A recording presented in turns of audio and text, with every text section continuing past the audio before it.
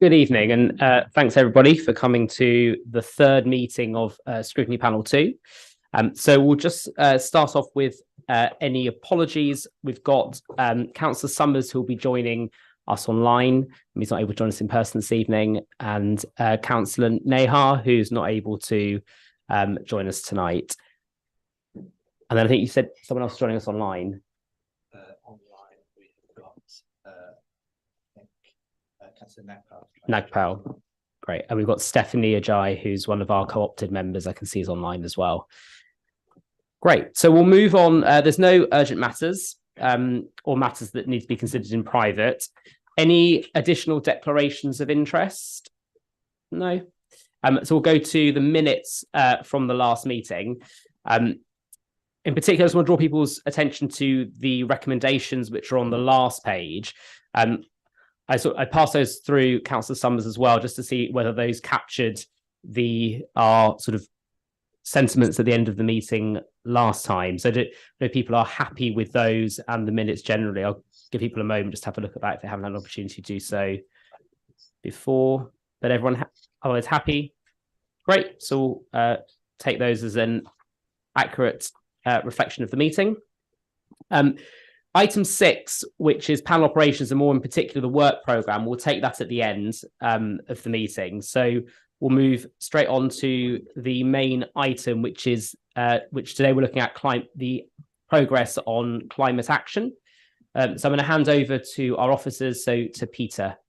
Thank you. Thanks, Chair, and good evening, everyone.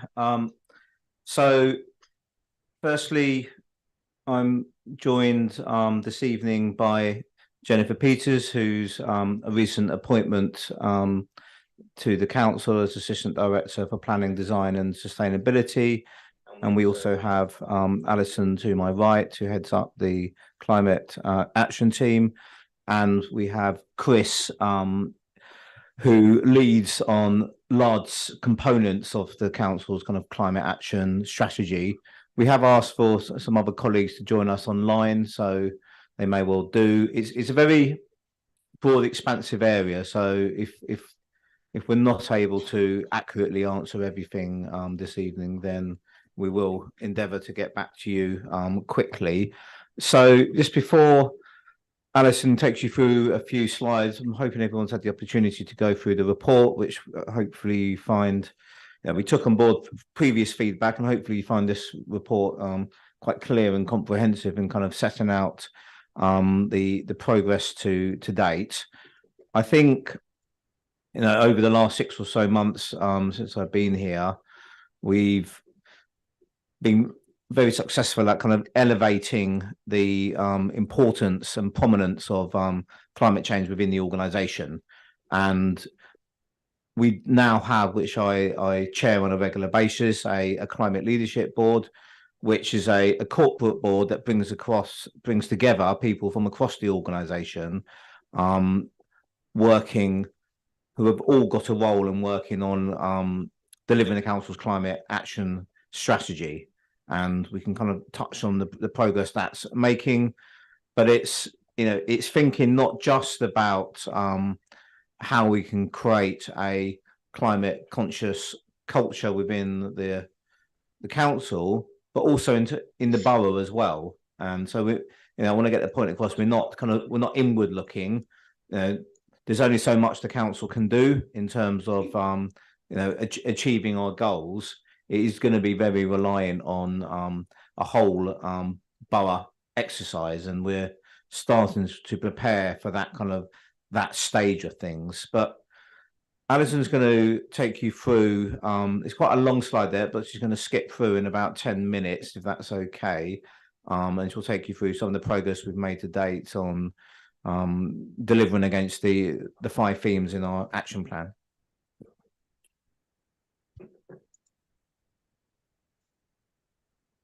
Looking to share the screen at the moment. Window.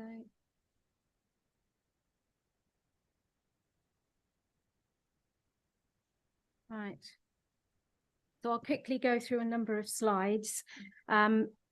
in terms of the brief that we were given today, it was to consider progress in achieving the targets of the Council's climate and ecological emergency strategy. And in particular, you wanted to know how residents are informed and involved in helping to achieve these targets. And then there was an update on the Climate Leadership Board.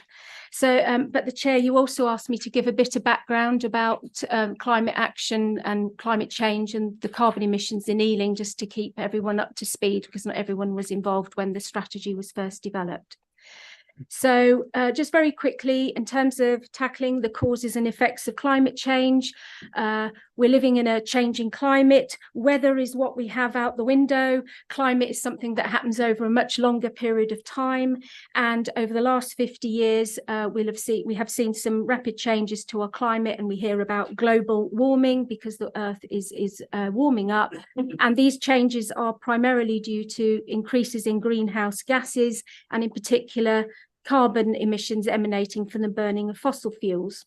So what does that actually mean for Ealing in terms of these changes to climate? We'll have warmer, wetter winters, hotter, drier summers, and more extreme weather events, such as more flooding and the heat waves and possibly wildfires. And the other thing to bear in mind, that as it is a global issue, that the sea levels are also projected to rise. And so it's not only what happens in Ealing, it's also what's happening in the rest of the world, and how that then might impact on Ealing in terms of people moving who are located near the coastline. So in terms of this changing to the climate, what are the main risks from this? So as I mentioned, we've got flooding and coastal change. There are risks to health and well-being due to higher temperatures. We might see water shortages, and that's important for people growing crops and for food generation. We also have risks to biodiversity. We've already got risks with it in terms of the ecological emergency. And a big issue around is food production. And the other one coming is new and emerging pests and diseases, because we've got a warmer climate, so you see different non-native species merging into the UK. So I've put here a few definitions because we have a lot of them bandied around at the moment. I just felt it was helpful just to go through those quickly. So the two main policy approaches for tackling this changing climate. One is mitigation, which is about reducing the amount of greenhouse gases, which is the root cause of it. And the second one is around adaptation, because regardless of whatever we do, there is going to be some change to the climate. So it's how we best adapt to that.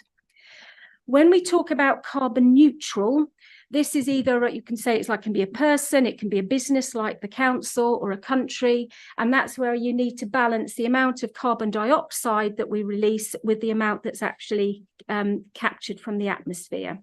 And Ealing Council has pledged for both the council and the whole borough of Ealing to be carbon neutral by 2030. We might also hear the term net zero emissions, and that's expanded to include other greenhouse gases. You hear about methane and, with cows and rotting vegetation adding to these gases. And the UK government has pledged to meet net zero emissions by 2050. So they've got various policy approaches in place to help achieve that.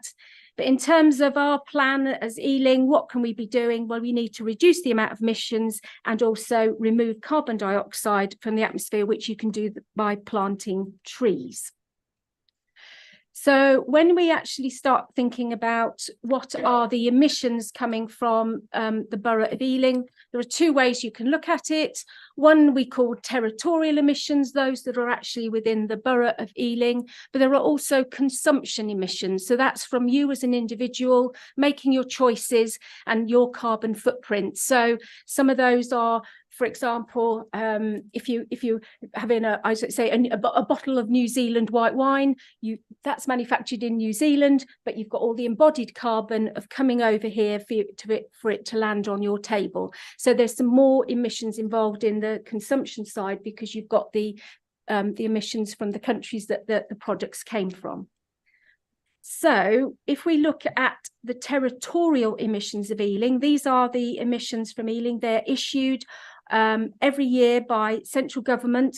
They started back in 2005. They're always a couple of years out of date, but they actually say these are what the emissions are, and they break them down from the UK all the way down to local authority areas, and these are the ones from Ealing. So when we look at where they've actually come from, in terms of Ealing, you can see that the vast majority is from housing, so some 40% from housing. Industry and commerce is around 26%. That will include the council in there. And the other a third is from transport emissions. And if you look at it from a consumption point of view, that's, I say, from the individual and your choices about what you buy and consume, we see that the biggies there are around food and drink, the choices you make with that, housing, again, as expected, and transport. So in terms of the climate and ecological emergency strategy that's been produced for Ealing, it takes account of both these production and consumption emissions. So a climate emergency was declared in 2019, and in response we developed a strategy which was agreed in January 21. Now it focuses on 5 key themes which are outlined in the report, and the bit that I wanted to draw your attention to is about this whole idea about recognising spheres of influence, which Peter mentioned earlier. So you can see in that picture there, you've got control. There are things as a council that we actually have some control over as an organisation, as a business. And then we also have a direct influence on certain matters, things like the local plan and the way what goods and services we buy. I think there's £400 million that we spend as an authority every year. So we have an effect then to try and buy goods and services in a very sustainable way to reduce the amount of carbon that we use as an organisation. But the vast majority is an indirect influence. Those are the residents out there that we need to influence to get them to change their behaviours, so to enable them to reach our targets. So if I give some figures around here, so in terms of control, we've got the control that we have as a council. The direct influence is around 10% of people and organisations in the borough. So the vast majority is around 90%, which is the residents out there. And if you look at figures, Ealing Council accounts for about 1% of emissions in Ealing. The Ealing Borough accounts for about 1% of emissions in the UK. And the UK accounts for 1% emissions in the world. So it's just want to put that into some form of context, but it's also appreciating what we're able to do as an organisation, how we influence the borough, but the vast important bit is how we engage the people out there.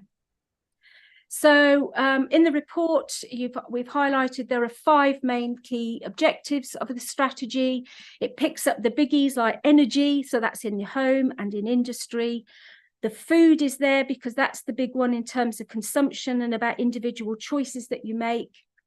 The third element is around nature. So that's picking up the ecological emergency aspect, but it's also important for the adaptation side. So it's about the planting of the trees and the natural flood management actions.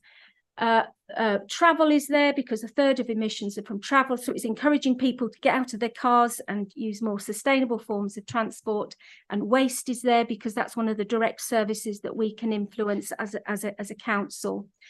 And the enabling functions underneath there is like the power of the local plan and about how you plan future development to take account of climate change and other aspects around procurement, as I've mentioned before. So in terms of the progress update, the report covers this quite a bit. So it's covered in your report, but there is, we did put a progress report to Cabinet earlier this year, which outlines the progress on the 5 themes and what our priorities are for the next 3 years. And we have produced a friendly progress report, which was linked to this report that you were sent. So hopefully you have had a chance to look at that. But the area that you were particularly interested in is how do we get to those that 90% or those resident, how do we get them to be changing their behaviour to help us achieve those targets? So The first element I would highlight was around corporate communications. So we give out, as an organisation, a lot of information on climate change.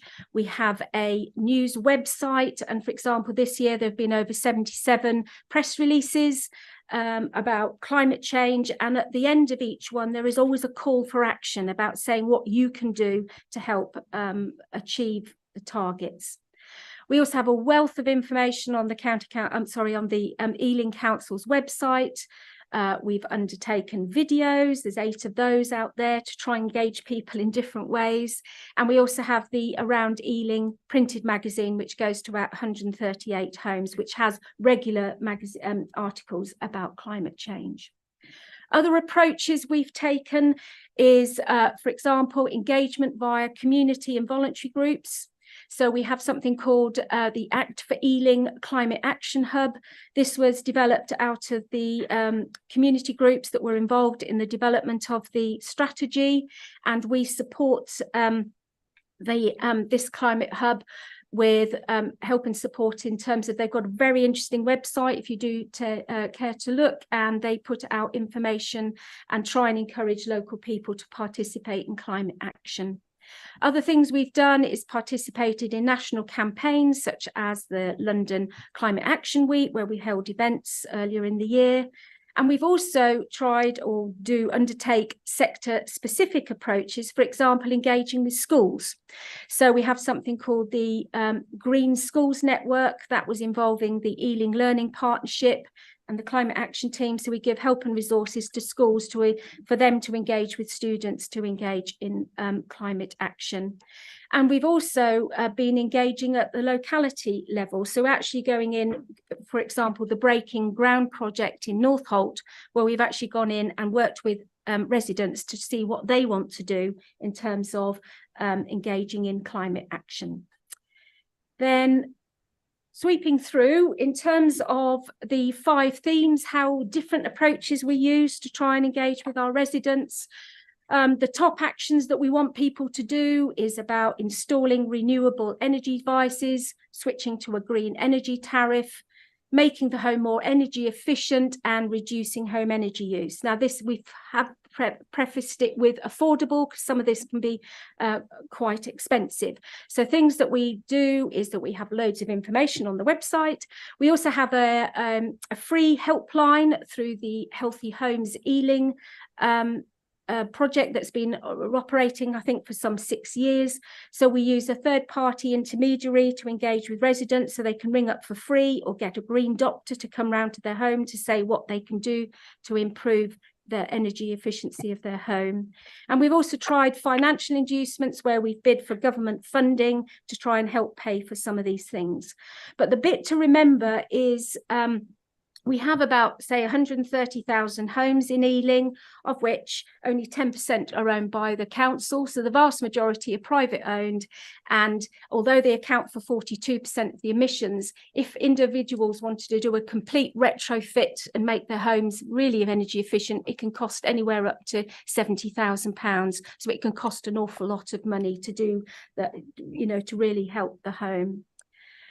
The area around food, well, in terms of resident engagement, we've been working through community groups through the Ealing Food Partnership.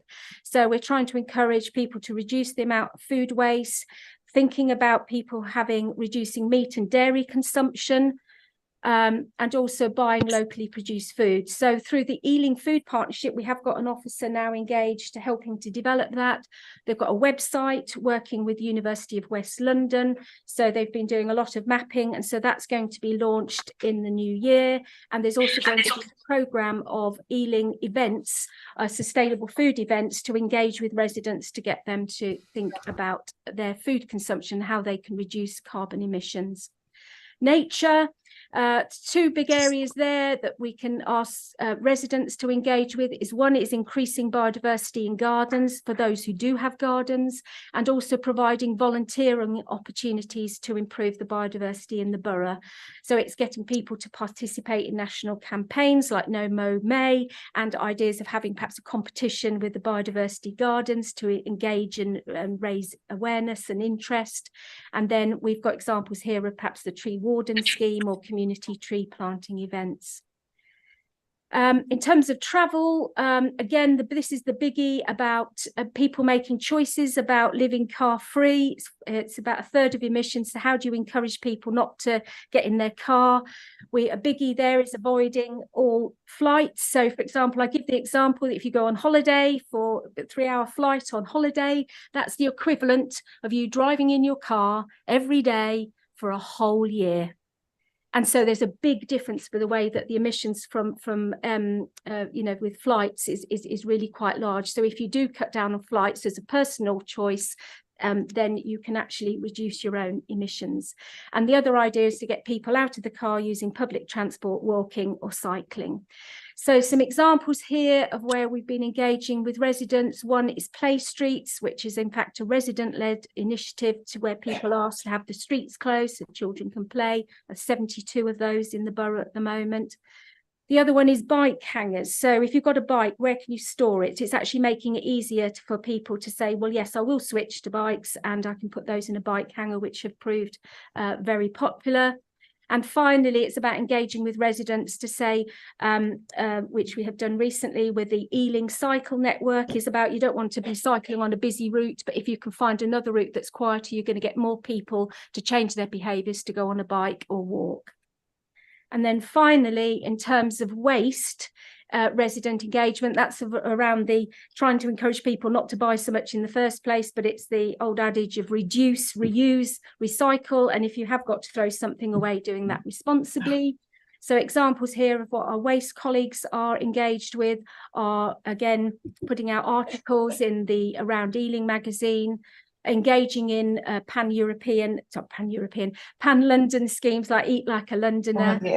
They've held pop-up events. They've also worked with voluntary community groups, such as the Lager group, to make Ealing space more greener and cleaner. And one of the things that they've tried is waste doorstepping campaign. This is where they've actually gone and knocked on doors and actually tried to engage people on a one-to-one basis, so that if you can get that to happen, you can explain to people why they should be using the food recycling of their recycled projects. But it is very staff intensive to do that. And then finally, there was the example of school competitions, again, engaging with schools so that you raise awareness and get the school children involved. And then the last slide. So I want to come back onto that. Yep. Oh, onto the climate leadership. That one? Yeah. Anyway. So just a couple of points on the finish up on the Climate Leadership Board. So in terms of some of the things that the board's been able to achieve. So firstly, we undertook a review of the council's corporate procurement policy, and we noticed that it was too silent on climate change. So as a consequence of that meeting, the head of procurement has updated the procurement strategy to include a much stronger emphasis on climate change, and as related to that, the use of local supply chains, which is generally ends up being better for the environment. So that's now kind of an updated policy. We've also looked at the policies that we've been promoting in the local plan, and as a consequence, what's going forward in our local plan now is much stronger even than the London plan.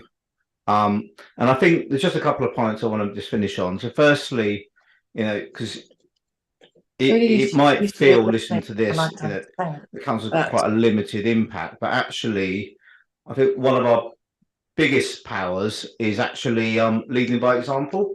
So a good example is in having those really strong planning policies, but another good example is actually when we're doing our own developments.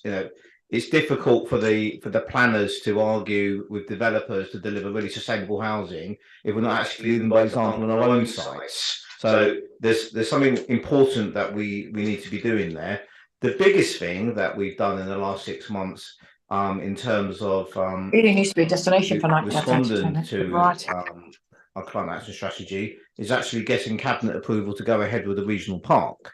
because the regional park has got potential to really help with adaptation, so really help reduce the risk of flooding across the borough. But it's also got the potential to host tens of thousands of new trees, contributing towards our target to get 25% tree canopy cover across the borough, which again is important from a climate adaptation perspective. You know, I wore shorts for the first time in October this year. You know, it was really hot, and it's going to become increasingly a feature of our seasons that we're going to be looking for spaces to cool down. And actually, that's why that tree canopy cover is so important. So I think the regional park is going to be a really important part of our climate action strategy in the years ahead. Roger going on over the council. Thank you very much. Thank you, Peter and Alison. That was really a really informative presentation. So we'll go to questions now. I don't know who wants to go first. Councillor Ahmed. I'd like to know more about this we mentioned embedded carbon. You can have an example, a few more examples for that.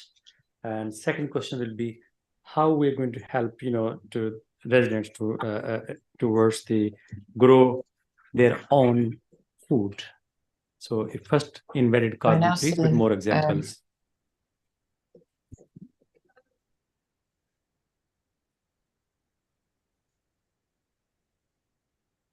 So in terms of embedded carbon, that's recognising that whatever goods or services you are consuming, there is some inherent carbon in the manufacture of that. So if you are wearing a pair of jeans, for example, it takes thousands of litres of water to actually grow the cotton and process it, and then cleaning the water takes a lot of carbon and energy to actually keep to make the water clean, and so everything we've got, it's taken energy to produce it, whether it's creating plastic or tables or chairs, and all of that has used energy, and therefore the carbon that has been, or the energy that's been used is embedded within that product or service. So for example, we're using this as Percival House. So you made the decision as a council not to knock it down, but you imagine all the concrete and bricks and everything and all the energy that was created of this building. If you knock it down, you're releasing all that embodied carbon, and then you have to buy more bricks and concrete and everything else to rebuild it. So that was the idea of embodied carbon. I mean, the example been given, the wine produced in New Zealand. Yes. So I'm not going to buy that bottle of wine here. I mean, for the lay person, this is sort of drink scotch and whiskey instead. So that's. Sorry, yeah. For a lay person, like I mean, as a the representative of my area, if I'm in my surgeries, how I'm going to convince to my residents, that are they? I mean, should they be, having the less consuming the wine or something, using the not gin anymore, something like that. It's a bit more easy to understand for them.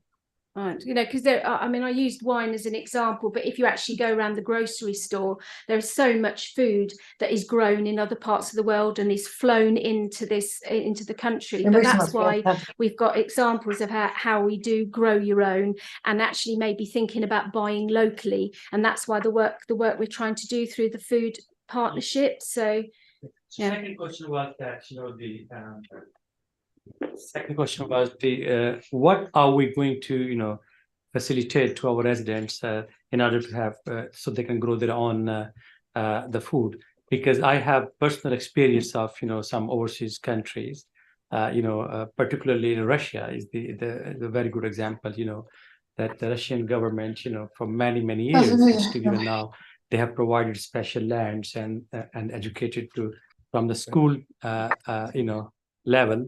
So they can certain month in the year, they have been given the holidays, so they can grow their own food. So it's like a family culture. So how we're going to educate and how we're going to provide the facilities. Chris will tell you all about allotments. Yeah. I will. I mean, we are already incredibly successful in terms of the amount of land that's devoted to allotment use. when the last audit was done, we were in the top 3 London authorities for the amount of space that's given over to allotments. We have over 2,000 allotment tenants at the moment.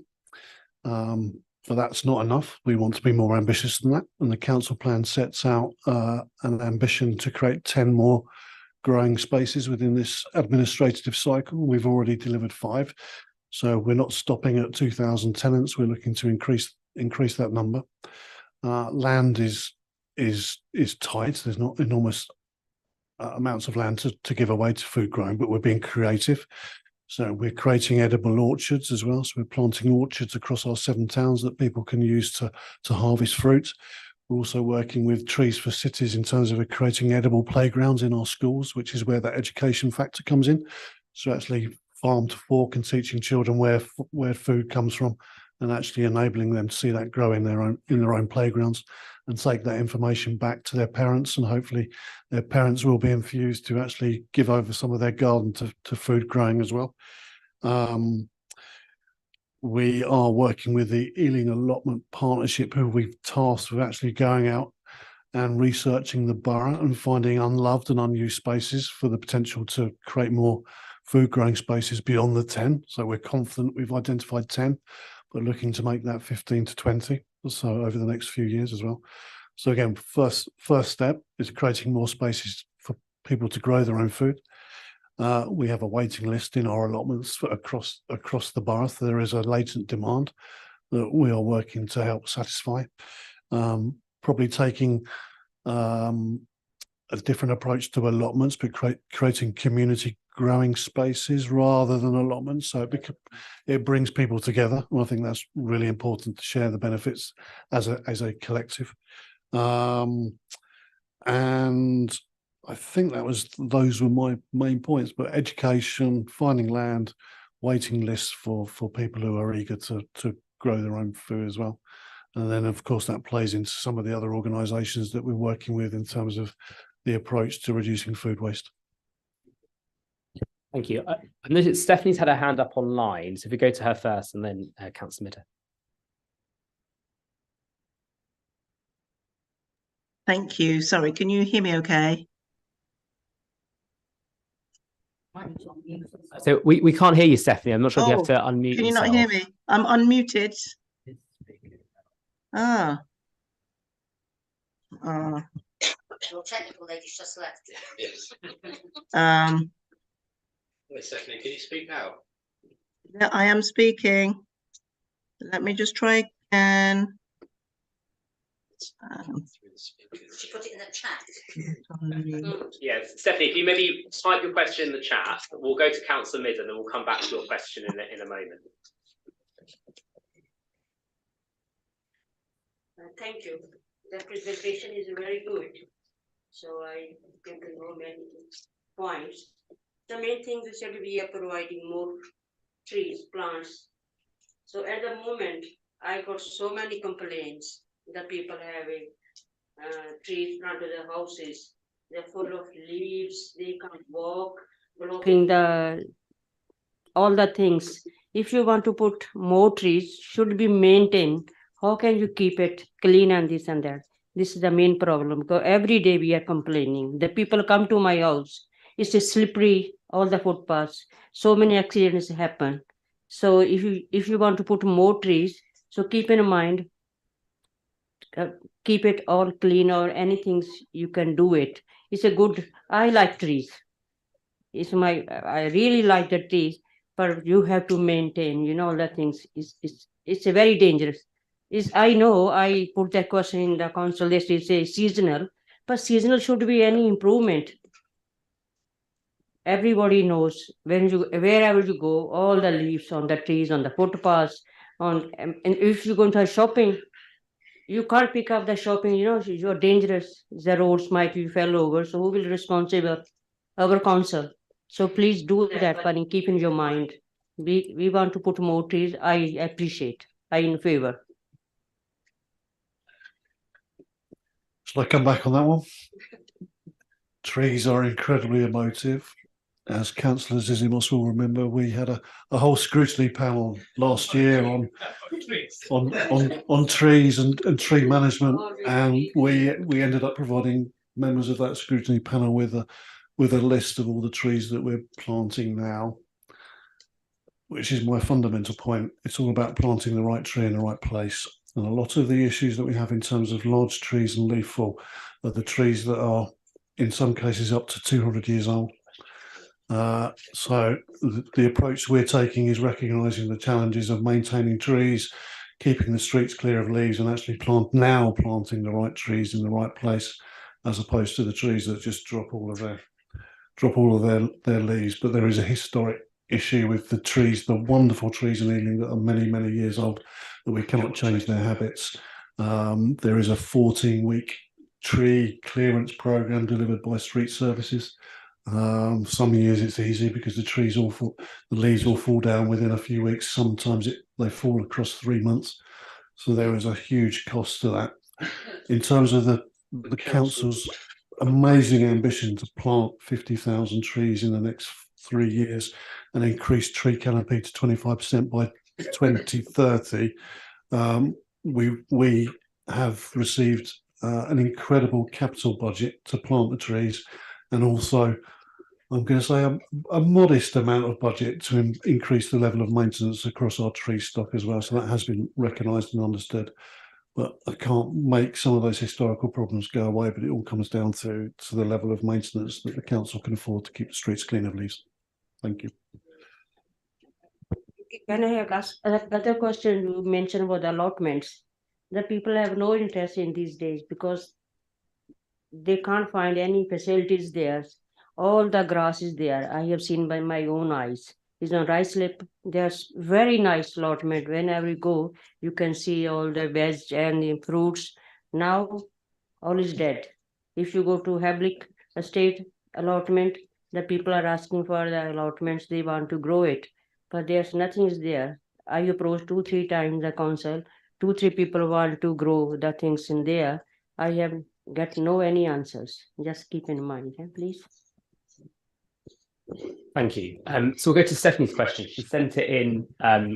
Yeah, sorry, you can't all hear me. She's written it in. So, oh, okay. If you can speak now, Stephanie, that'd be great. Oh, can you hear me now? Oh, sorry. Okay, fine. Let me just ask my. We've got our hopes up there, and it's sort of, so wildfires in Ealing seem like a bit of an overstatement. What evidence is there of these? Yeah, wildfires, and because it would be good to hear the evidence for this, because it actually sounds like an somewhat exaggerated, and we actually want people to buy into this. So it'd be good to hear the comments on that. Yeah, this is asking about evidence. Well, Hounslow last year, of course, saw a significant wildfire, and on the back of that, this isn't evidence in Ealing. This is around how we're managing the potential for wildfires in Ealing. So we have done significant research in terms of best practice around managing open spaces and trees, and I have met on a number of occasions the borough commander of the Southall Fire Station, who is the lead for covering this region, in particular, I was going to say hotspots then, in particular areas where we have heightened concern, and he's helped advise us in terms of our best practice and putting in fire breaks, so proactively managing the potential. We have a couple of meadows that saw some low-level fires not last summer, but the summer before. Last summer was quite disappointing in terms of the sun. And again, we've taken on board the advice, not just from the fire brigade, but from forestry management and woodland trust in terms of how best to approach that. So we are aware of it. We've been discussing this with the fire service, London Fire Brigade, and putting in proactive fire breaks and management of our meadows and woodlands. That's as much evidence as we have, and that's our response to it to date. The borough commander has commended us on our approach and our proactivity in terms of managing that position. I would say the approach in the language. Councillor Dins and then Councillor Smos. Thank you, Chair. When I was reading this report, I was struck by the enormity of the task we are simply trying to change how we have done things for the last 20, 30 years. And one thing that comes to mind is cynical in me thought, are we going back to the cave days, or are we moving forward? Because when you are going through the report, there's quite a lot in there which we want to achieve, which we want to do. If we are talking about the housing stock, where most of the emissions are from, 74% of the properties in Ealing, or especially in Southall, are built before the First World War or Second World War. So the cost of retrofitting those homes, we can't afford it, or the public can't afford it. And if you are asking about, heat pumps, not every property is suitable. And secondly, the cost again, even though there is a government grant of £7,500, I think people are still not convinced with the technology and whether their houses are compliant with that technology. Very sorry. So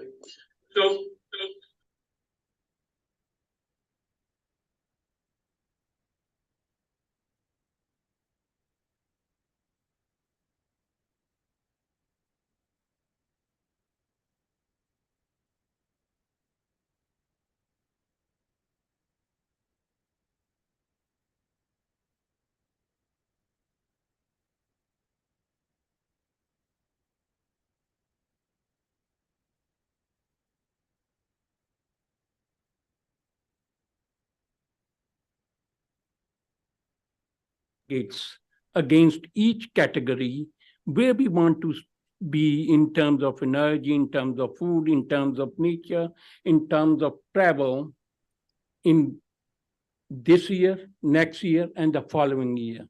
What are the achievable targets?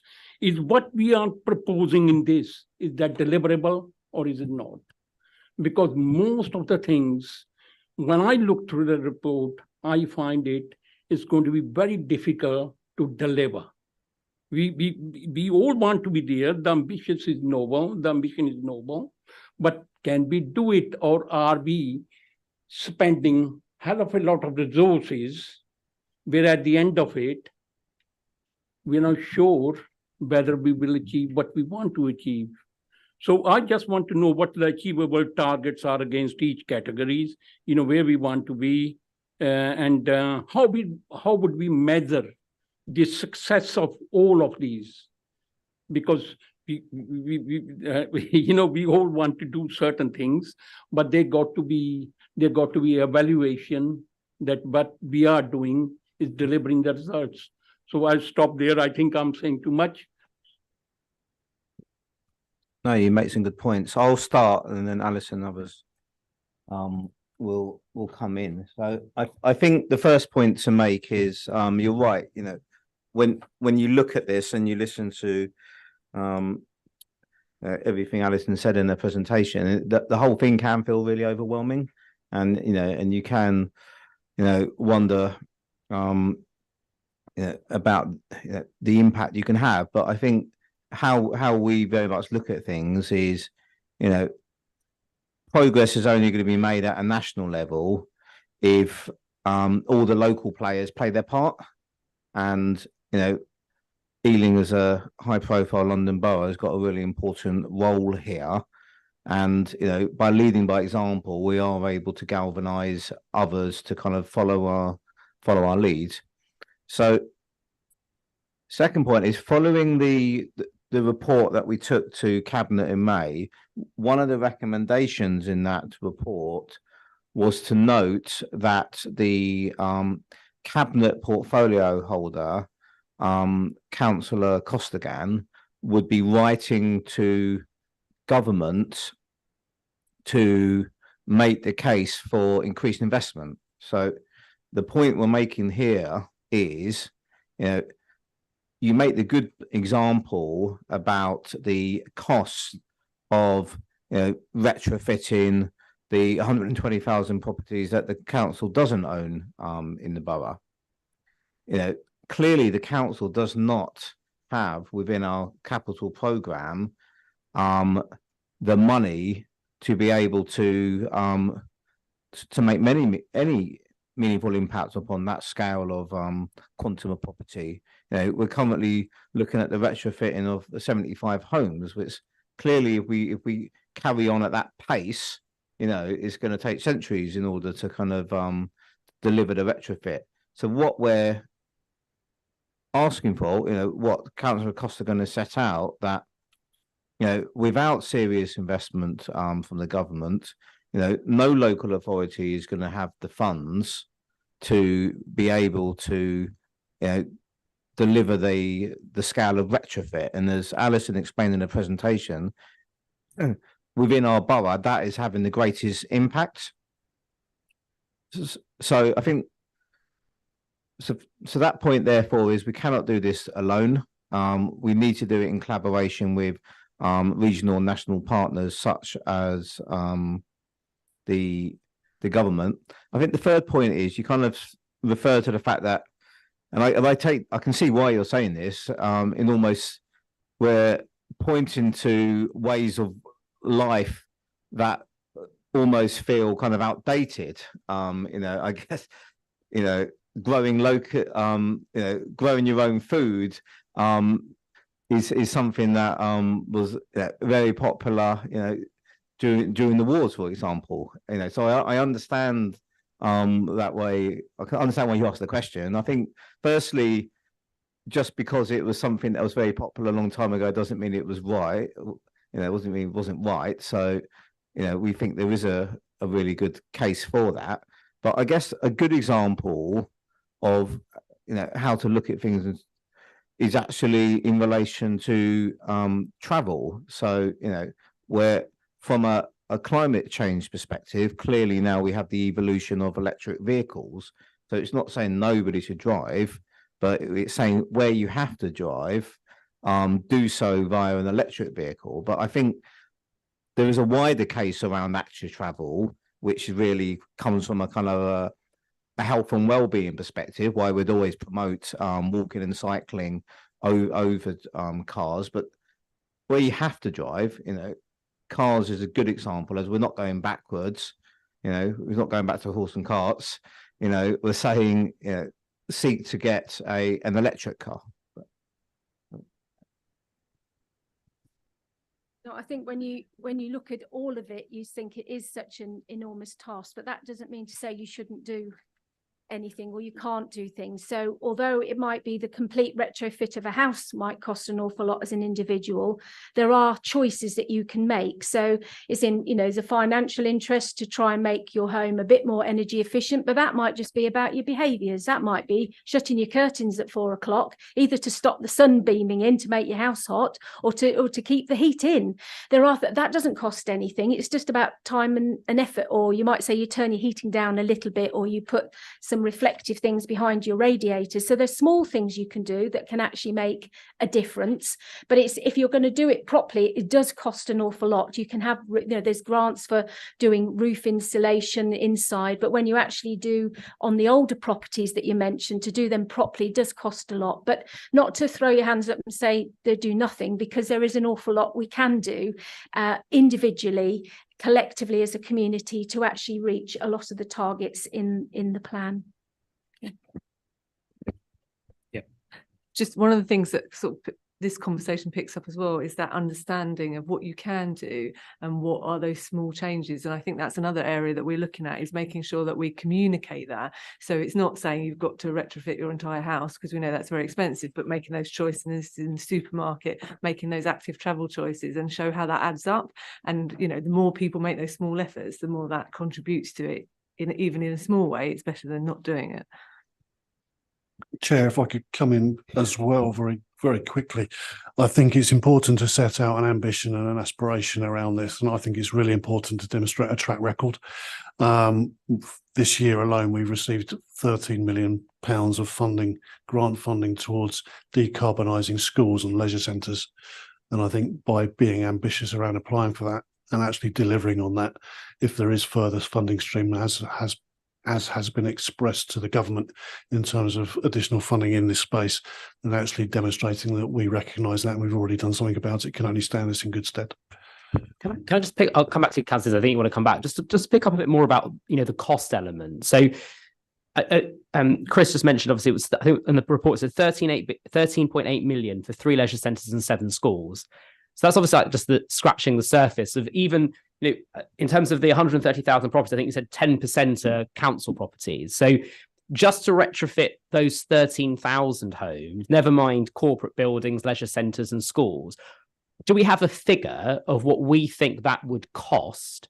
Because look, I obviously I understand, right, as the government asking for more money, but I was reading somewhere in relation to the COP thing I was doing over the weekend that to retrofit every home in Britain would run into hundreds of billions of pounds. So we're not talking small change, and this is, I guess, government of whatever colour. You're not just going to be able to conjure up that level of money, and I think that,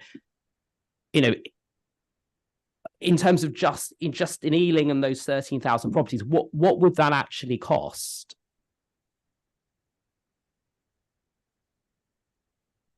That figure was actually estimated and put in the letter to the government minister. I was just looking through my files to see if I could find that figure, because we did make an estimate, but it is billions. It was almost like, are you sure that figure's all right? And then you're going through and how many noughts are at the end. And that's so just for those the 13,000. No, that was for the 100. We did 130,000 homes to say, look, this is how much it would actually cost. And then our housing colleagues are working on to say, well, how much would it be to retrofit the homes that are actually owned by Ealing Borough Council? But the figures are ridiculously large, and as you say, we do check on that. What I would say is to provide some optimism, because that is my nature. Clearly, over the next decade or so, the green economy is going to be a growth economy, and retrofit of homes is going to be it's going to make a really meaningful contribution towards the economic growth of the country. And what is starting to happen, and I think needs to kind of accelerate, is the expansion of skilled individuals in being able to carry out the retrofit of the homes, but also, as you increase the supply of the components, as we all appreciate, it will have the impact of the component price going down. So I think as this area of work expands, it will reduce the price and they'll get more efficient. Just in the same way that over time, the price of an electric vehicle is starting to decline. So I think at the moment, the price is, I know it's still expensive, but it is starting to come down. So whilst at the moment it is really punitive, and as you say, it is a significant financial ask of government, regardless of which party's in power. This is the journey that many countries, if not all the countries, are over the next decade or so are going to be embarking on. So you would think that the costs will come down and it will be start to become a bit more affordable. But I recall previous programs by different iterations of the government over the last few years have come up with slightly different ways of looking at it, in that, i.e., a part fund from the government, a part fund by the individual, and it's been varying levels of success. But it's to make the point that it's not necessarily all going to have to come from the public sector.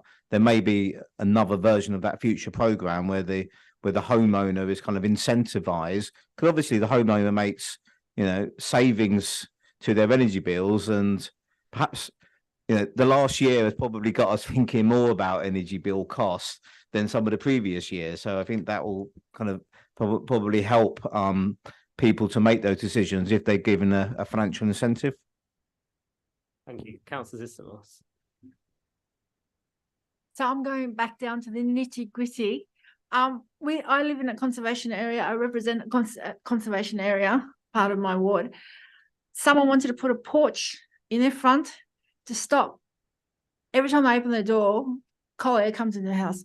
But they were told, because it's in a conservation area, the conservation panel said no, they don't want it because it doesn't fit into the scheme of things. And so they got a phone call from the planning department who told them to pull their application. So they did, because they were going to get rejected. So I wrote to the conservation panel. I said, what would be okay with you? So these people could open their front door and all the cold air would not come into their house. And I got nothing from the panel. And now I'm trying to work out who am I going to write to in the council to advise me what they can do for their house. And this is the problem. If you live in a conservation area and you try to put on solar panels, the answer is going to be no. Maybe you can put it at the back if no one can see it. If your house is on the corner, well, you can't do it. So I would like that sort of nitty-gritty advice to come from the council. So that's an area on a number of sort of sustainability measures we've been grappling with. And what we'll need to do is, I think there's probably a piece of work we need to do looking at what would be permissible and that kind of balance between the two things, between the conservation area and between that kind of sustainability piece. That's work that we kind of need to look at. And I know the government as well, particularly in terms of heat source pumps, has kind of come up with that. If that's been an issue as well, come up. So they're looking into that. So I haven't got an answer for you right now, but do write to me, so Jennifer Peters, and I can have a look into that specific one that you've mentioned. Thank you. Sorry, Councillor, did you want to come back on anything before I forgot? Sorry. A couple of things.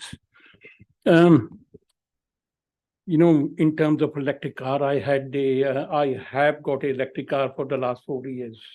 And the cheapest electric car is £34,000.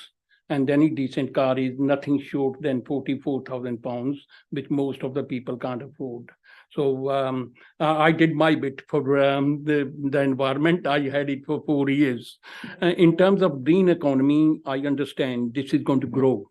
Is council providing any training, any kind of training for the solar panel fitting, for anything to do with the green economy? I haven't seen those training programs. So I think since we know that this is going to grow much bigger, so I think we need to be prepared. Residents need to benefit from that. Other thing I was looking, we haven't talked about the achievable targets, you know, what those targets are. And I was looking at the travel. One of the things you have put in travel is reduce vehicles traveling in and through the borough. What does that actually mean? Does that mean that we are going to kind of apply some kind of criteria there where people can come into the borough or they can't, or certain days they can come in, other days they can't? So what are we saying in there? And those are the kind of things. It's not that what we are actually doing is we are putting onus onto the individuals through these policies, that they got to come up with certain things. At the moment, with the cost of living, they are struggling. So they're a bit of help. I think government is providing some kind of grants, and direction will go a long way. Okay, thanks. I'll start on this.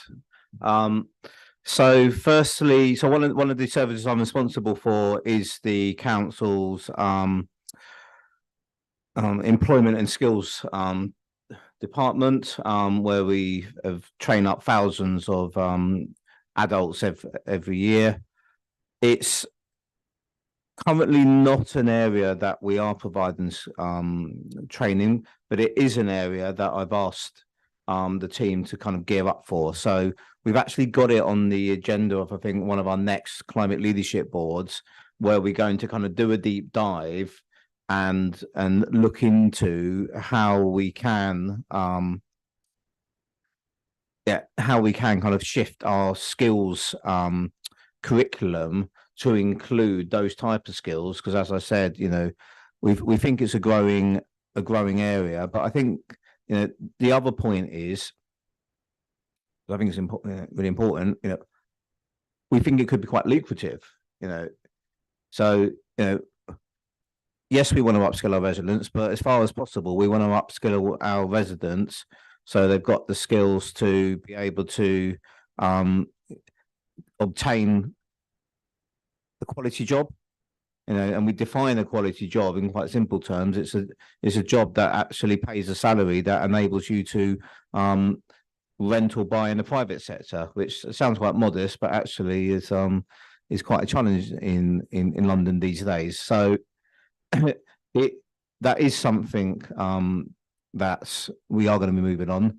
I think in terms of some of the targets, one of the things that we're currently updating is our action plans, and so we do periodically kind of monitor the overall progress that we're making against the action plan. So that is something that we'll be able to kind of update members on in the new year.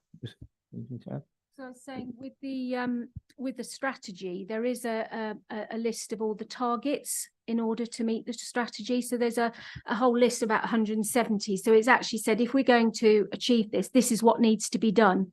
And I know we can't do all of them all at the same time. That's why at the Cabinet report in May, we focused on, over the next 3 years, this is what we're focusing on.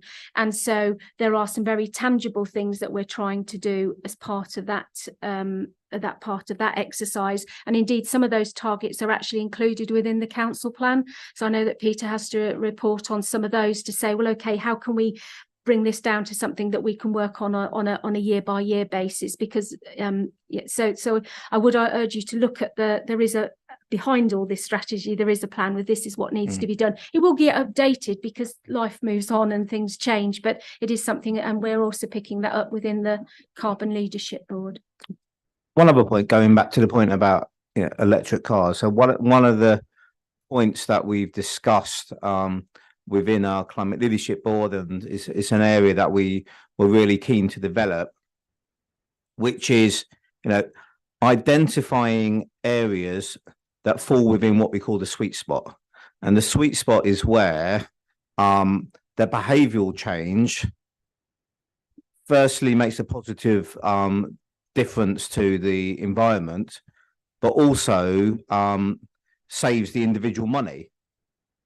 And there are a number of examples where behavior change actually falls in that sweet spot, and we're doing some work thinking about how we can kind of promote those type of behavior change, because we do very much appreciate that it is a lot of people are really struggling out there, and it's not realistic to be saying to people, it's fine, just go and retrofit your property, and that's even for those who own the property. A very large percentage of our resident base are not property owners. So we are really conscious about that affordability point, and that's why we're thinking about how we can actually promote ideas which also save people money. Thank you. Councillor Summers has got his hand up online. I'm not sure if we can hear him. Can you hear me? Yes, we can. Great, thanks. Very interesting report. I just wanted to pick up on something Councillor Zissimos was saying about the conservation panel and the sort of this restrictions on putting in solar panels or making improvements which were which would benefit the climate, and considering the Ealing Council introduced, said there was a climate emergency. I think it was back in 2019. I was just wondering, was that an empty gesture, or what actual effect has that made? Do we cite that when we, and in certain cases say, well, we're just going to disregard the conservation panel or this and that, because surely the climate emergency is more important than conservation panels or especially I know in my ward we've had consultations about putting in electric charging points, and there's been frequent objections from residents for no real good reason, and it gets frustrating when you say there is a climate emergency. This is really quite important, and I just wondered what actual difference saying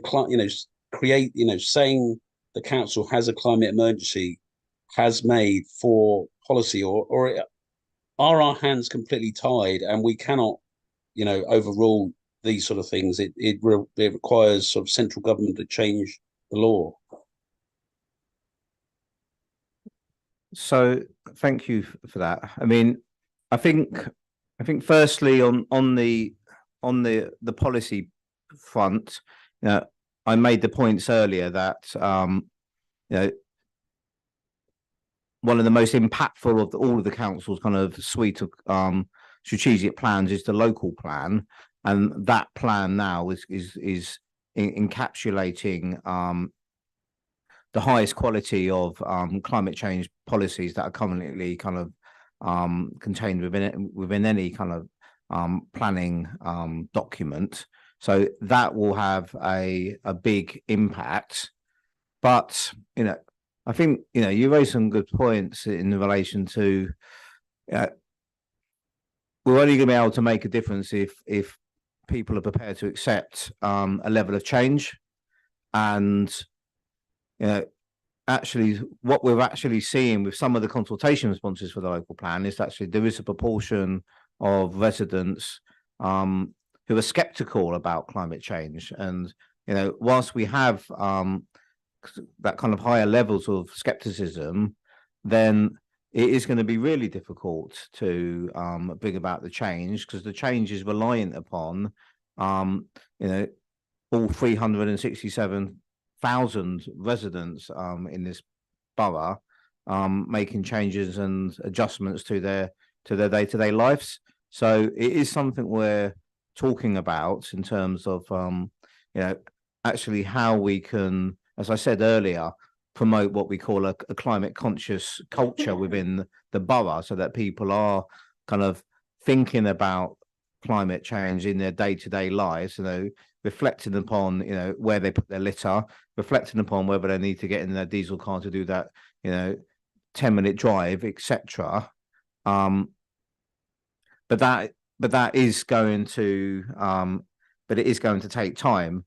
I think you also refer to, which I think is an interesting point, almost like a what's the hierarchy, almost what's the prioritization of kind of decision making within the council. And I guess one way of thinking about that is the most senior of the corporate documents, the council plan, which in this plan elevates climate action as one of the top 3 items within that plan. I often comment that I lead 7 departments, but the council has chosen to put the word sustainability in my job title, for example, and it's a point of emphasis. So I think the council has set out its stall that climate change is a top 3 priority for the whole organisation, and I think that emphasis is going to need to kind of infiltrate the whole organisation. Plan by plan, policy by policy, strategy by strategy. They're all going to need to be reviewed and updated in order to reflect this climate emergency. Yeah, can I just coming back on that, if I can briefly? I'm very conscious of when Peter Mason took over as the leader of the council. He would and soon afterwards there were some changes made to the LTNs, and he was very sort of clear that we would try to bring residents along with us, in making changes, so very much consulting the public all the way along, which is obviously a laudable aspiration, but it does occasionally mean that you are at the behest of, dare I say, NIMBYs who don't want to do anything, don't want change, and it's a difficult balancing act. That's all I'm going to say. Thank you. I just want to pick up on that about prioritization, in particular when it comes to planning. Just an example in our ward. So you may not know the development, but Twyford Abbey. It was an area of metropolitan land. 100 mature trees had to be cut down for the development. It was granted in planning. Really, the environmental aspect was really treated as an afterthought, that actually the homes are more important. Doesn't matter, essentially, it doesn't matter that 100 mature trees are being cut. so it's difficult. Obviously, there's lots of positive things and words that are coming from the council, but sometimes when it comes to the crunch, the reality feels very different on the ground. And I just wonder how that balance, how do we find that balance? And secondly, in terms of the new local plan, do you think that will help? I'm not, not necessarily to say that particular development, but in situations like that actually the environmental impact may then maybe granted or maybe taken with more importance. Yeah, so I would say definitely. So having an up-to-date local plan is really important for our kind of negotiation about schemes, and housing kind of nationally and regionally has become a really kind of key area, which we all understand because it's needed, but it's almost that need for housing has become to some extent to out-trump everything else. And I think once you've got a plan that sets out your vision, how you're going to deliver on the housing targets, but how you're going to have those environmental policies and how you're going to protect as well as enhance, etc., then you've got much more ability to make those decisions and make them kind of more balanced. So we haven't got a current local plan at the moment. Our local plan, I think, was adopted in 2012, so it's very out of date. We've got the London plan, which is good, but not kind of specific to kind of our needs as much as we need them to be. So that will make it much more make us able to prioritize those environmental factors much more, and things like trees, and making sure the discussions about whether you demolish or whether you kind of look at embodied carbon and look at other ideas. But there still will be that pressure for development, particularly housing development. So there will always be an element of balance. And often that does come down to the site-by-site negotiations. But on that, because we're kind of expanding, so I've got the planner before didn't have sustainability in their title. I've got that in my title now. Also design, which is really key. So what I want to do, and I'm only in my second month, but is really bring all those things together to make sure we are assessing applications, looking at all of those issues. Whereas I think sometimes we get into the situation where you've got to get through the cases, you're trying to get the housing, and that's officers as well as members trying to get through that process. So 100% it should improve kind of that decision making and give us a better basis to make those decisions.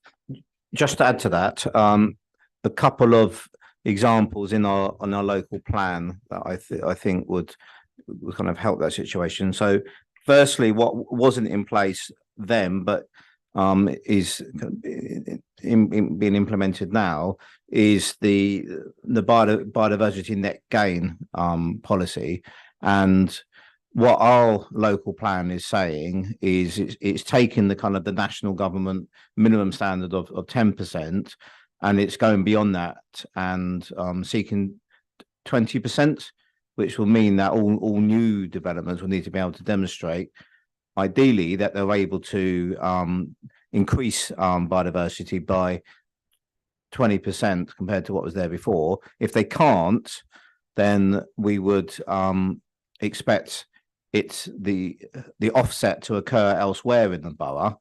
And one of the ways we're thinking about kind of organising how to host those offset credits is by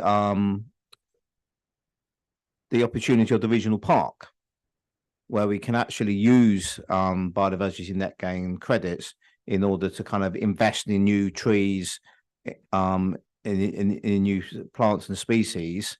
So yes, it should be better on the site, but also it should be helping to lift up the whole of the borough in terms of biodiversity.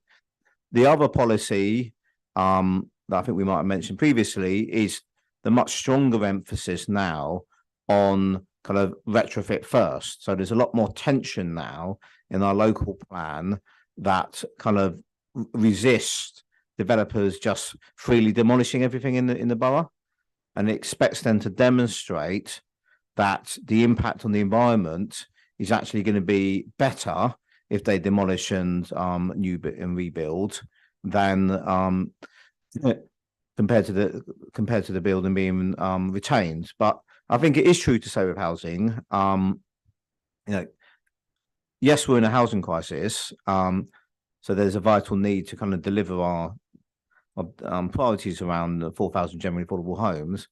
But what we're looking to do is really start to accelerate those new houses getting towards a carbon neutral place. because right now, they're not there. And actually that will get us in a much better place, because right now, the majority of homes built in this borough are therefore going to be detrimental to the environment. They're actually taking us further away from the target. We need to get to a place where the homes are carbon neutral, and then we're starting to close the gap. Just on that about the the credits, and you mentioned obviously then using those in the regional park. I guess my argument would be actually you want to use them as close to the development site as possible. So, a park in the ward or nearby, because obviously you can have a really great regional park, but if you live on the other side of the borough, yes, you can travel there, but actually you want as much net gain in biodiversity closer to where you or as close to where you live as possible. Should we go back to Stephanie? Just because I know she had some other questions. Do you think she can? Do you think we'll be able to hear her now? Hi there. Can you hear me? I'm not sure if. Yeah, we can. Oh, wonderful, wonderful. Sorry, yeah, there was a couple more questions that I had. One was around how we're communicating what we're doing to residents, and so that would be around the comms that you talked about and the range of media engagement and the social media and the like. And I just wanted to get a sense of how are you testing the effectiveness of that? For example, how many people are looking at your social media posts or engaging with your Facebook pages and reading what you're putting out in terms of our climate action plans, and just get a sense of how effective that currently is. And also something about what's being done to reach those who may have a language barrier. How are we communicating to them what our plans are? And sorry, and just my final question would be around, it seems to me that a lot of the approaches are very broad brush approaches, and for them to be effective, they need to be targeted. And it seems that you're not, as a council, taking residents with you. You're doing this to them. You're not taking them along this journey with you. And I get that. That's a sense of that I get from the way I read the document, because a lot of the initiatives that you put forward are very middle class initiatives, and the perspective is pretty obvious and clear. So saying to somebody on a low income, how about an heat pump or an electric vehicle, that absolutely is not going to be where they're at. And what I'd like to see some more initiatives around or targeted at those on low incomes and what they can actually do. Thank you. If I pick up some of those questions. Within the actual report, if you have a look, we did actually make some effort to put down the numbers under the general resident engagements. So if you look at section from 4.3 onwards, so that should give you some information about the amount of people that have been looking at the general information that was put out. So we've got the number of views and such like in terms of the videos and such like. In terms of the bit about taking the residents with you, I think we're very much aware of that. And that's why we've got approaches like the one I gave the example at Northolt, where it was picking up the issues that in terms of climate justice, you'll hear those words sometimes, that in fact, the people that are in poverty or very poor aren't the ones that are actually using an awful lot of using up the carbon. They're the ones who are going to be most impacted by climate change.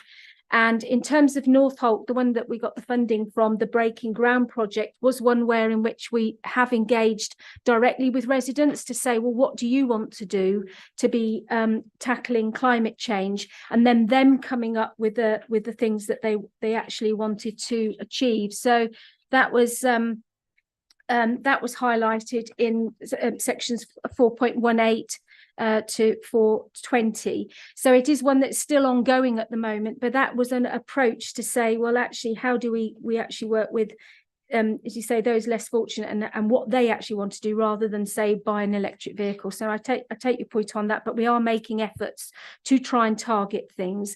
And the whole point of actually going through the thematic things, it's not using the words do climate change, is very much about saying try and do more walking, or you're talking about lots of different aspects that don't necessarily mention climate change, but you actually try and focus on those particular behaviours that you want to change. So it's like saving money by being more energy efficient. It's not about please help tackle climate change. That's the overall effect. But you actually, all of these were different examples of how we're trying to target a bit more the engagement with residents, but we are very mindful about the whole behavioural side, which Peter has said. That is an area with the Climate Leadership Board that we keep constantly looking at and saying, how can we be a bit more clever about targeting particular groups, or how do we work with particular groups to try and get them to change some of their behaviours. It's about helping people to help themselves at the end of the day. And there are different approaches, whether you're doing it via community groups who are then talking with residents, or actually sitting down with residents themselves with the North Holt project. But I do take on board, but that is something that we are constantly looking at, because that is the crux of the matter. How do you get everyone to change their behaviour? Thank you. Yeah, and no, thank you for that. And just to follow up on that, in terms of the engagement, in terms of the media, you've got 11,000 Facebook followers, 6,000 on Instagram. What I would want to know, I mean, obviously that's only a minutiae of the population within Ealing. Probably Ealing, we've got about 340,000 residents. 11% works out to what, 3-4%, and Instagram 1 or 2%. So my question is, how are we trying to reach the remainder? And of the followers that you've targeted, how many of them are active? Because a follower doesn't necessarily mean they've read your post. So how many have actually read your post? Thank you. So I don't know all the detail of that, other than what's been provided, but I would also like to draw your attention, for example, the work that we're doing for Act for Ealing.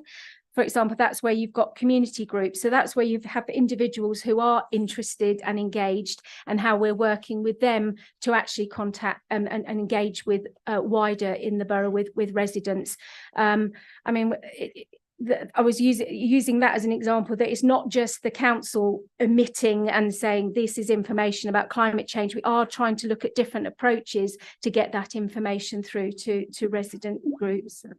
Just to add to that, one of the other initiatives that we're starting to work on, which we're looking to roll out next year, is a large proportion of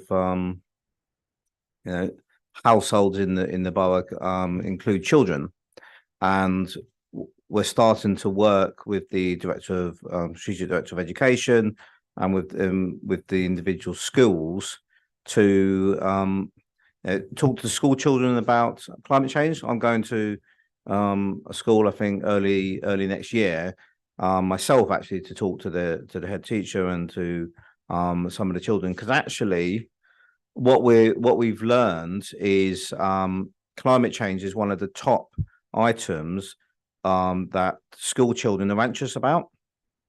And actually, for those of you who have children, they can be really kind of influential. And if the child is saying, "Mummy, Daddy, I'd rather walk and get in your dirty diesel car," or why don't you have a recycling bin? They can be influential. So I say it as it's not as an example that we're going to have to pursue multiple different models in order to connect and engage with residents. I guess another example is, as I said before, a key plank to the climate adaptation work is the regional park. We've got that on billboards. We've got that on buses.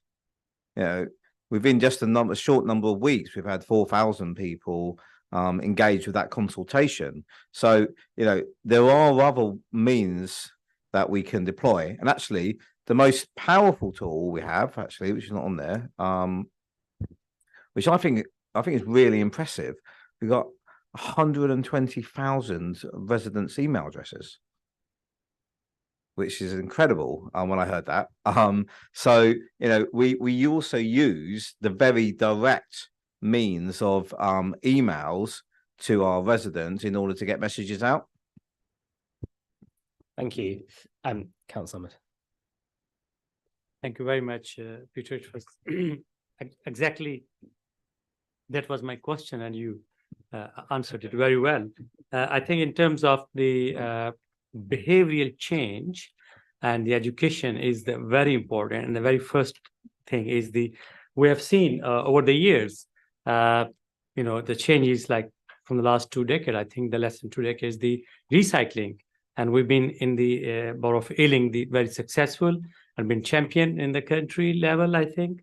And the most recently, which we found it in the beginning, it was very difficult to drive 20 miles in the cars, and now slowly, the behavioral change, we are getting used to it to 20 miles, in the zone, driving on the roads. Before it was finding it very hard, how are we going to drive 20 miles?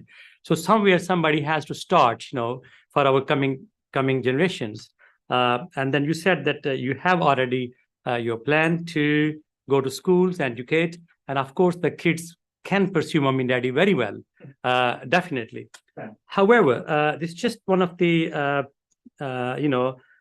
my recommendation will be like, my opinion, if we can have some kind of incentive to give into very young age to children, kind of, the champion, carbon leadership champion competition.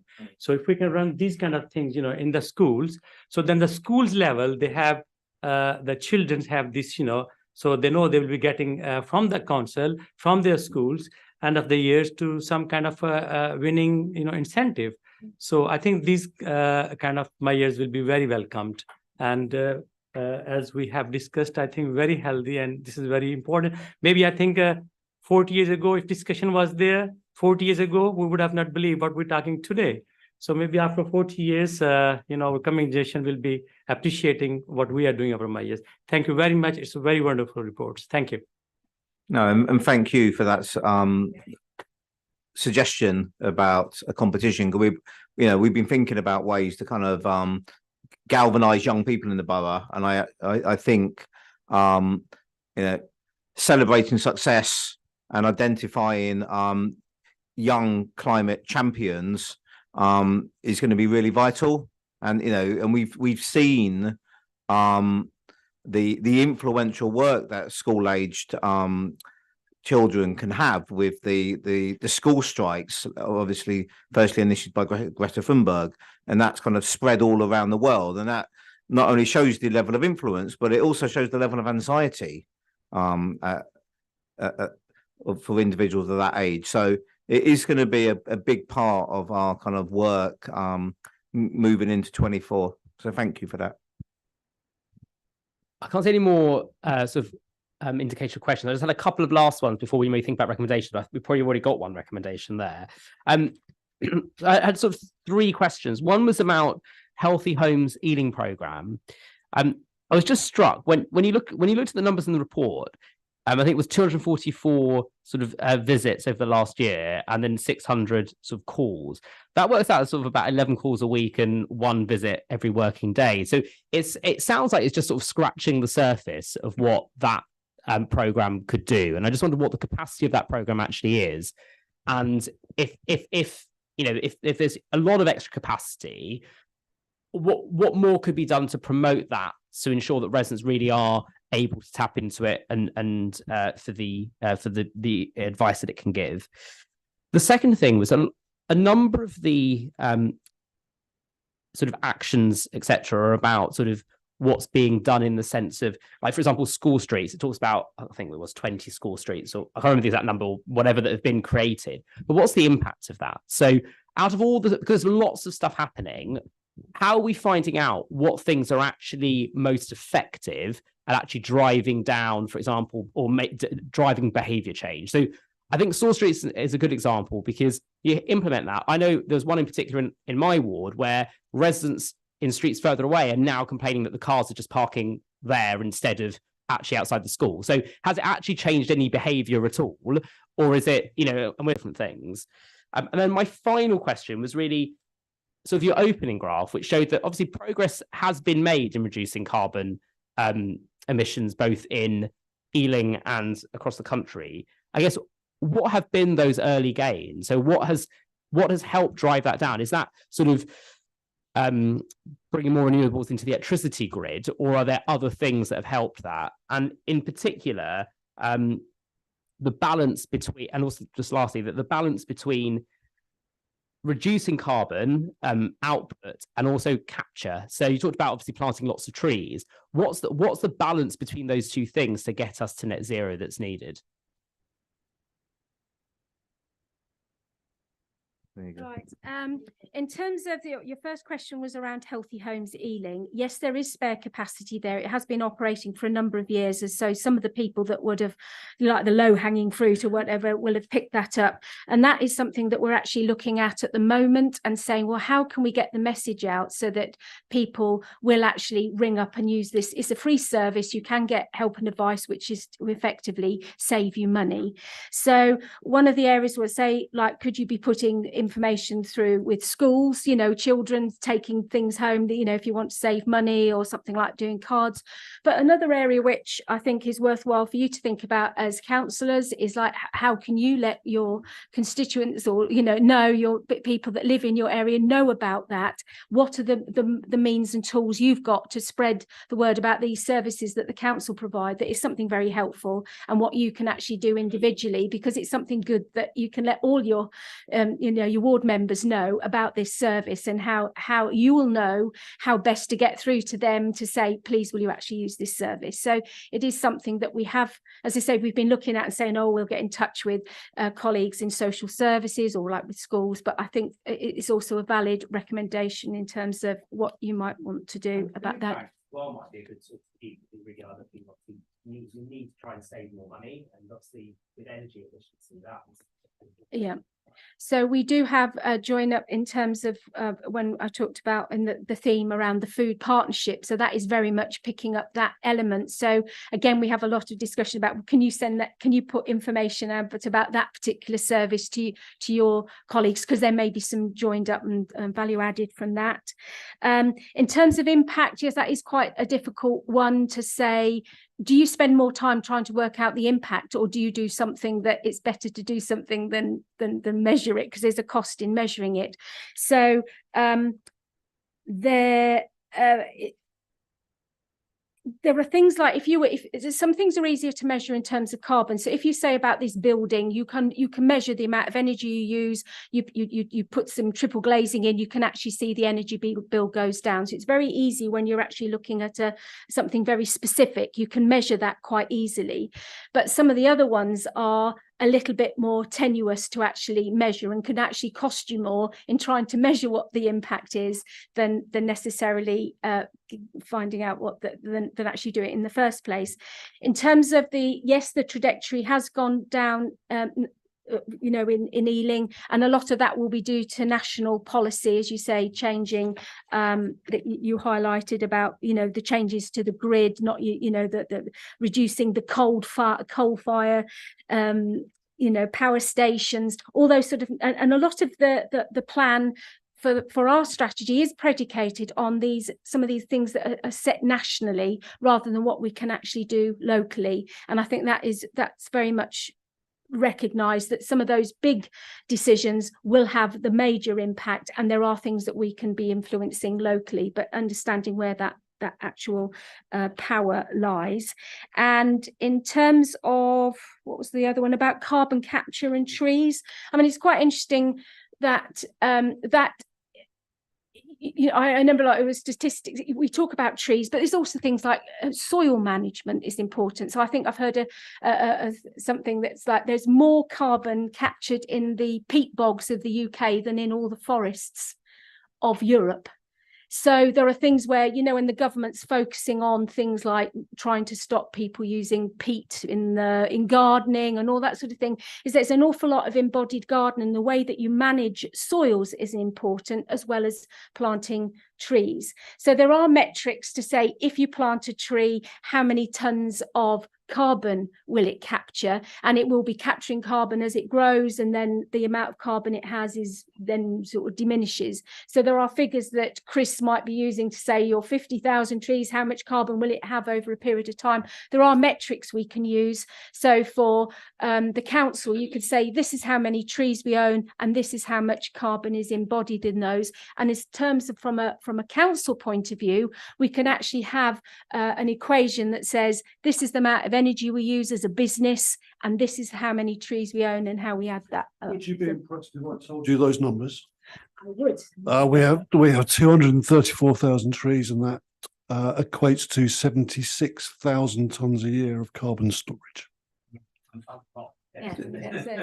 Just on school streets. So I've not seen Ealing statistics, but we'll be able to get those. But all the kind of data I have seen, kind of on more of a London level, has shown that it does ultimately change behaviours. They can have a bit of a lead in, but it does ultimately change behaviours and reduce car uses. But I think the other thing, just to make with school streets, is, you know, you said that some of those vehicles were therefore parking further away. Well, you know, yeah, but in itself, that is still a relative success of a school street, because one of the other drivers for the school street is stop children having to suffer from poor, dirty air quality. So those cars are no longer just sitting there with their engines running whilst the kids get in and out. Actually, that's still a success of the policy. Councillor Mid, I think the last question before we get to recommendations. Yeah.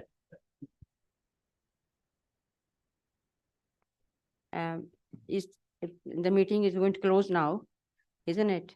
Well, we're going to do recommendations in a second. Yeah, But okay. yeah. Just talking about the 20 miles speed for the car. The policy is that when it started, the driver, they're swearing themselves in the car. Their temperature is going up. Now it's slowly, they get used to now. It's a very good thing. The same thing we are creating any new policies, it will take time to become success. Thank you. Thank you. And thank you very much to Chris, Alison, Peter, and Jennifer. I think that was really informative. And yeah, thank you very much for that. So we'll just come to recommendations. I think Councillor Ahmed, I think you gave a really good recommendation about trying to engage with school children, doing some sort of competition. I don't know if you want to say anything else about that. Yeah, that's fine, Chair. Because as the Peter said, because the kids are the powerful tool in the home. So if we start from them, and then by the time they reach up to our age, there'll be significant change in our policies for the carbon champion. Thank you. Great, thank you. The other thing I had written down was, I think it was brought up maybe by Councillor Dins earlier, about the green economy and training, and about how we can try and encourage. I don't know if there are any big sort of green job creators in Ealing already doing sort of green projects that maybe could help with that, but something along those lines. And then maybe the only other thing I sort of jotted down here was looking at sort of the biodiversity net gain in terms of planning and how that's used, and maybe sort of wording a recommendation about that. I don't know if those three would have sort of broader support. Yeah.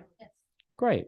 Well, thank you very much. Just lastly, on the work plan, the next meeting is our last meeting, which is going to be on the 12th of March, which is a long way away from now, but it's going to be on economic growth. I think we were hoping to do a potential site visit before the meeting, and maybe attending a local business club, just to maybe have a conversation with local businesses about some of what their priorities are, maybe some of the things that they would like to see happening in the borough. But we'll get some more information to that to you a bit closer to the time once we've worked that up. Keep the roads clean. Yeah. Thanks. Thank you very much. Thank you.